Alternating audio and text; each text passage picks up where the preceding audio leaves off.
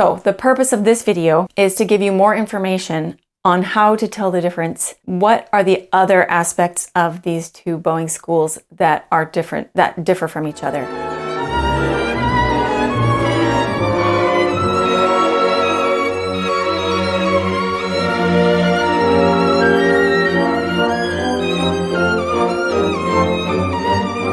Hello and welcome to my channel. My name's Emily. I am in the studio today to answer some more of your frequently asked questions on the topic of Russian violin technique, or as I like to call it, Golden Era violin technique, named after the great masters of the Golden Era of violin, like Heifetz. If you're new here, I just want to say welcome again, and I'm going to link to a video that will orient you sort of to this topic and my approach to this topic in the comments of this video. The two questions that I'm asked the most frequently on this channel are, number one, what is the difference between Franco-Belgian and Russian technique? And the second one is akin to that. So I'm going to address both of these questions in this particular video. The second question is, can I combine the two? I don't want to take a lot of time in this video to go over again what I feel like are the problems with these labels, Franco-Belgian and Russian. You can find that elsewhere on my channel in abundance, but these labels are problematic from a historical standpoint and also sort of problematic from a comprehension standpoint because they sort of muddy the waters and detract from what we should be focused on most of all, which is the function of the technique and the outcomes that we get from the technique. So we won't go into the problematic labels, but I will still refer to these techniques as what most people are referring to Franco-Belgian technique, or what most people are referring to Russian technique. I will use those terms in the ways that most people use them. So there's a lot to unpack here. Let's start with the first question. What is the primary difference, or what are the differences between Franco-Belgian technique and Russian technique? It can be very confusing when we are trying to figure this all out, because by all appearances, the only difference would be what we all know and what we all recognize, which is the placement of the index finger. If you're watching this video, you probably already know that the most visible difference between these two technical approaches is the placement of the index finger. So if you don't already know, I'll just go over it very quickly. Okay, with Russian technique, so Franco-Belgian technique being the mainstream, okay? Most people in the world, I can't really limit it geographically, but most violinists, the mainstream is a bow hold where the placement of the index finger is above this middle knuckle. So that's where I'm going to contact the bow with my Franco-Belgian technique. I'm also going to spread the fingers wider, okay? I am not going to be able to do a good Franco-Belgian bow hold because it has been so long since I have played this way. But the placement of the index finger, that is the main difference. You know, within the Franco-Belgian school, this placement of the index finger could be pretty widely varied. Some Franco-Belgian players might put it exactly on the knuckle here. Some might go in the midpoint of this middle section. And when I was playing with a Franco-Belgian bow hold before, my teacher had me with the contact point very high, like almost to this top segment. So this is the Franco-Belgian. Somewhere above this middle knuckle is going to be the Franco-Belgian index finger contact point. For the Russian bow hold, I am going to bring my contact point, my index finger, way deeper over the stick. And so the point where I'm going to contact the bow with my index finger is going to be this bottom joint in the middle, sometimes underneath, under the underbelly of this finger, okay? But relatively in the middle. If I go down to the very base bottom knuckle here, that's too deep, okay? So you might see students who are trying to play with Russian technique going really deep into, with the bow, going deep into the middle of the hand. Okay, this is too deep, all right?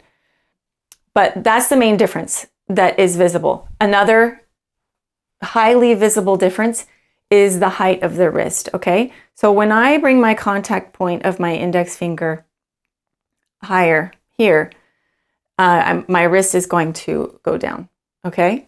It's going to impact a lot. So we're going to get into the differences that are less visible. That's the main purpose of this video. But the height of the wrist is another highly visible difference. So Franco-Belgian, the wrist is lower, sometimes flat, and sometimes it goes cracked downward at the bottom, okay, in the Franco-Belgian bow hold. But in the Russian bow hold, the wrist is going to stay tall. And the reason for that is because this position is more apt to facilitate the natural weight of my arm to flow freely down and to settle through the index finger, through the bow, and into the string without grabbing it with a lot of force. Okay, my fingers are still able to stay soft with my wrist as the tallest point, and everything is hanging off down from the wrist. So those are the most visible, two main visible differences that most people see when identifying what school. I always am going to do air quotes because the labels are just so wrong. Okay, that's what most people see. So the purpose of this video is to give you more information on how to tell the difference. What are the other aspects of these two bowing schools that are different, that differ from each other? The easiest way for me to crystallize this, I'm going to do it without the instrument in my hand, okay? So I'm going to do a mime so that all you can see is my bow arm. I'm going to mime a pump versus a swing, okay? So first I will show you the Franco-Belgian. In Franco-Belgian technique, the pathway of my bow arm is more of a pump, okay? So you can see when I pump my arm, I am opening and closing all of the different hinges of my bow arm. So my wrist, when I go out to the tip, my wrist is going to crack down like this. My elbow is going to open.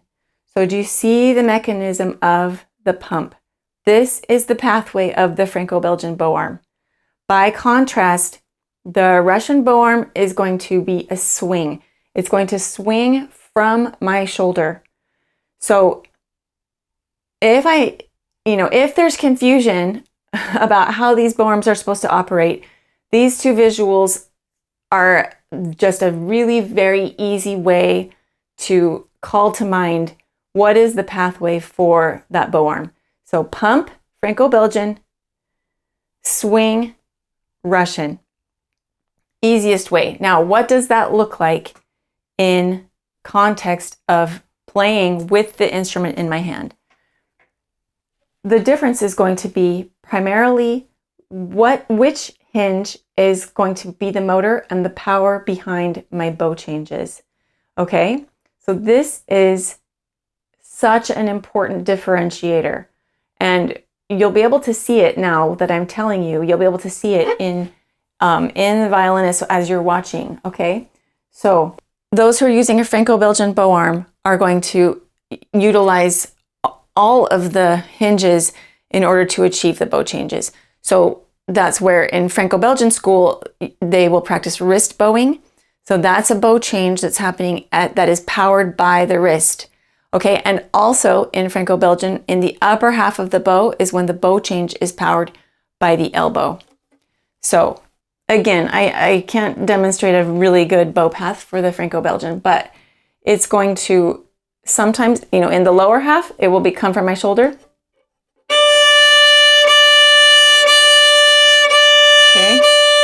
In the upper half, I suddenly have to engage the pump in order to get my bow to go to the upper half.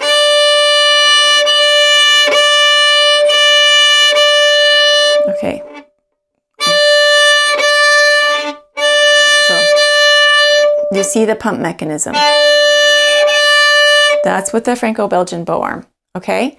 Now, for the Russian bow arm, I'm never going to execute a change of bow direction from anything that's not my shoulder. I realize that that's a bold statement to make, okay? But it is true. So, when I'm in the lower half, I can change bow direction from my shoulder easily. This is in common with Franco-Belgian. Okay. But when I go to the upper half, I am still going to engage the shoulder.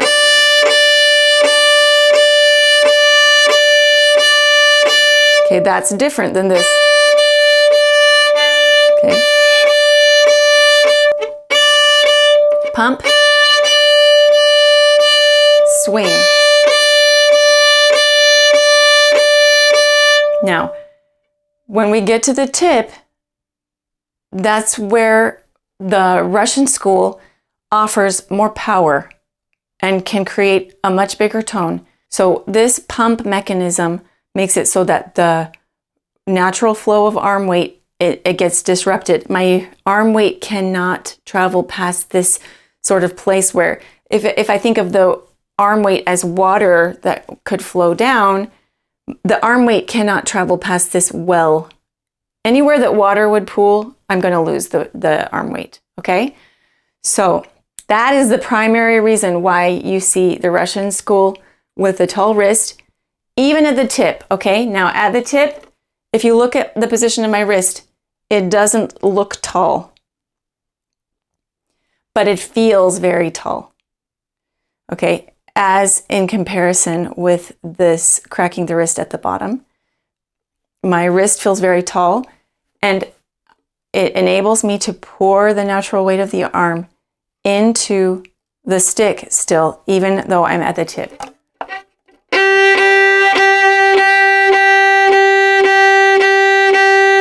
As opposed to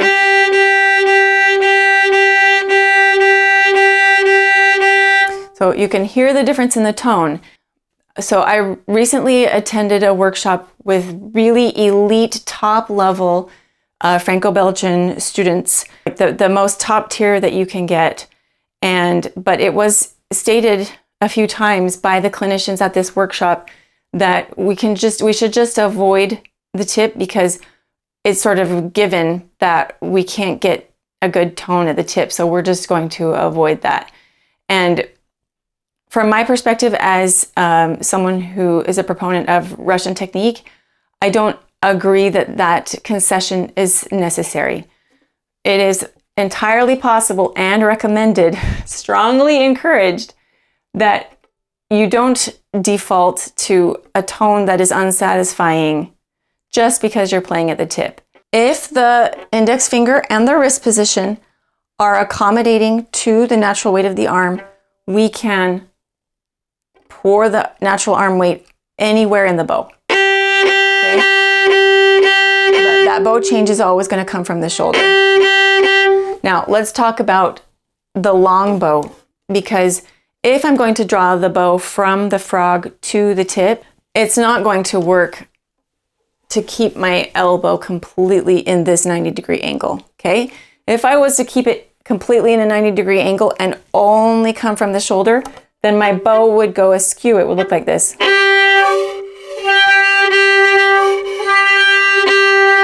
See how I'm not opening my elbow at all. Okay, so I don't want you to come away with the misconception that I am recommending that the elbow always stays locked in this 90-degree angle. Okay, but when I'm drawing the bow from the frog to the tip, I am going to allow my elbow to open naturally just enough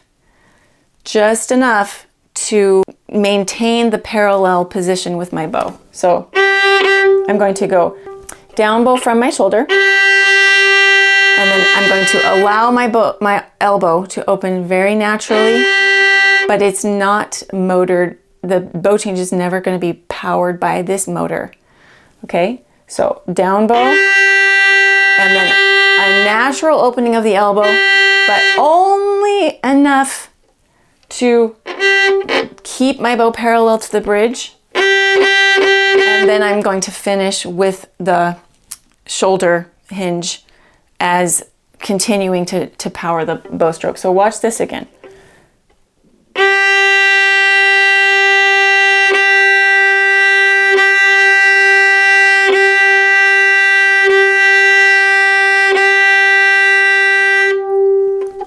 Okay, so that's the long bow.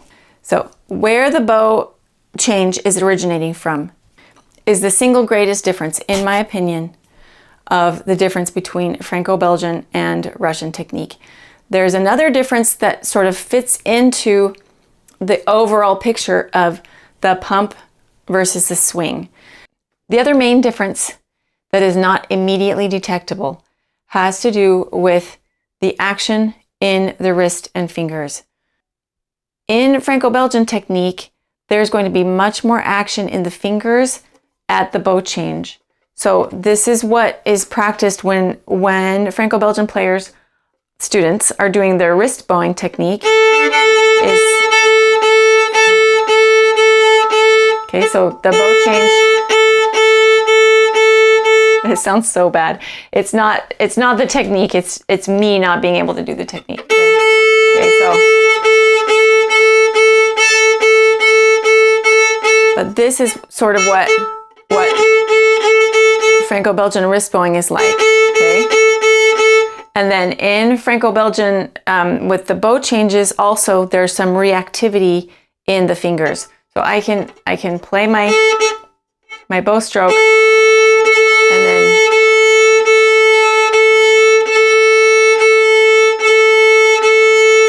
you can see my fingers reacting. Okay, but in Russian technique, we do neither wrist bowing nor react with the fingers on the bow change. Even on the smallest motion, the bow change is still accomplished by the shoulder, and there's a certain deadness to these fingers where they are still flexible. Okay, there's a flexibility, but they are not serving as a motor. Okay, so they don't react as an active participant.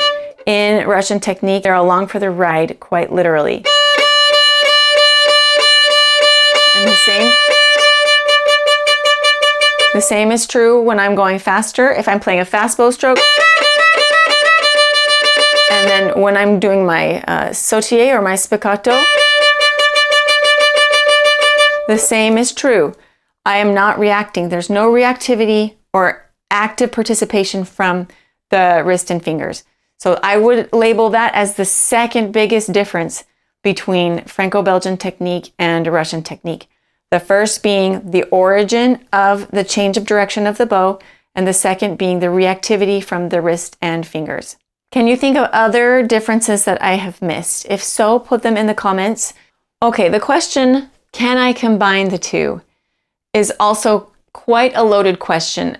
I would answer that with a question about what your goals are. Okay, what is the reason?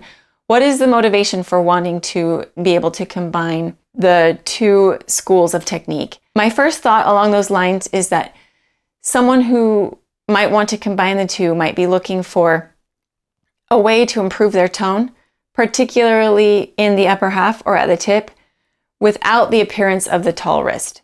And I totally understand that, because for the mainstream players who are accustomed to playing with the wrist low and the fingers spread apart, the tall wrist appearance and the fingers laying down together is strange looking. And so if your goal is to try to achieve this big, beautiful tone without the appearance of the tall wrist, my answer to your question is going to be no. Okay, there is no way to achieve that deep tone using the natural weight of your arm if you don't have your index finger position and your wrist in the tall position. However, A different consideration is the question of where the bow change is going to originate. If your goal is to bring additional tools into your tool belt, and that is why you want to try to combine the two. For example, maybe sometimes originating the bow change from the shoulder, but also sometimes originating it from the elbow, like we saw Kavakos do in the Brahms. He was playing out at the tip with his elbow as the origin of motion for the bow change. If your goal is to have the flexibility to decide when and where you want to originate the bow change motion, then my answer to your question would be yes, because you can always decide where you want the bow change to originate from. If you are really committed to your Franco-Belgian bow hold, but you do want to try to get a deeper tone, I would recommend experimenting with just adapting the origin of the bow change. Okay, so as much as possible, and try in different parts of the bow, sinking as much weight as you can into the string, with your Franco-Belgian bow hold. And then instead of opening and closing the elbow to change the bow, like this, try it from your shoulder. So even that much, I can hear a difference in the tone. It's enabling my bow, the weight of my bow arm, to stay consistently in the string, okay? As opposed to, so that would be my recommendation if you are looking to try to combine aspects of Franco-Belgian and Russian technique, because again, the origin of motion for the bow change is the thing that makes the biggest difference. It reigns supreme in terms of the tone production. Okay, so that is my answer to the question, can I combine the two? Please comment below and tell me if I answered your question. If I did not answer your question, please comment below and let me know what other questions you have. And also let me know if you tried my recommendation and how it went. I'm really curious to see if that suggestion is going to be helpful to some of you. So let's discuss in the comments and let me know what else I can do to help you achieve the beautiful tone that you want. So that's it for this video today. I hope that the answers that I gave to your frequently asked questions are helpful to you. I love teaching about this stuff. It is my passion in life to help violinists achieve the beautiful, glorious, and powerful tone that they sometimes, in some cases, have been chasing their whole lives. This is why I created my tutorial series at goldeneraviolin.com. If you are interested in learning Russian bow technique, this is the place to go. I have been extremely thorough in outlining every detail, every mechanic, every motion of the joint, every angle of the bow and the bow arm to help you achieve the tone production that you have been after. So if you are interested in looking at this to see if it is the right fit for you, visit goldeneraviolin.com and request a free training so you can see a sample of the way that I am teaching some of these principles. There's absolutely no risk to you to watch the free training. But then from there, you will have the opportunity to take advantage of the early bird membership pricing. I cannot emphasize this enough. You will want to take advantage of the early bird pricing. That will be good for the next couple of weeks. If YouTube is the place where you are the most comfortable engaging with me and my content, I welcome you to stick around here and look forward to seeing you in the comments. I will be producing more content, and especially reach out and let me know what are your other questions that I can answer on this channel. It is my passion in life to help violinists achieve this glorious tone. So we are in it together, and I will look for you in the comments. As always, like and subscribe and share and let people know what a good time we're having over here.